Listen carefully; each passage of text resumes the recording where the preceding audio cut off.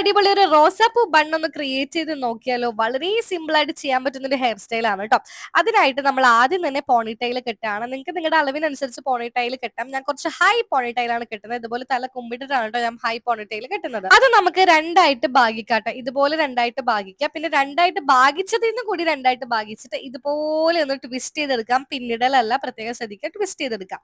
ഇങ്ങനെ ട്വിസ്റ്റ് ചെയ്തതിന് ശേഷം രണ്ട് സൈഡിൽ നിന്നും ഇതുപോലെ കണ്ടില്ലേ ഇങ്ങനെ പൊക്കി പൊക്കി കൊടുക്കുക. രണ്ട് ഭാഗത്തും ഇതുപോലെ പൊക്കിയതിന് ശേഷം ഇങ്ങനെ തുമ്പത്തുനിന്ന് ചുരുട്ടി ചുരുട്ടി ചുരുട്ടി ചുരുട്ടി ഒരു പൂവിന്റെ രൂപത്തിൽ വരും കേട്ടോ. നമ്മൾ ആ സൈഡിൽ നിന്ന് ഇപ്പുറത്തുനിന്ന് പൊക്കുന്നതുകൊണ്ടാണ് പൂവിന്റെ രൂപത്തിൽ വരുന്നത്. അതൊന്ന് യൂപ്പിൻ ചെയ്ത് കൊടുക്കാം.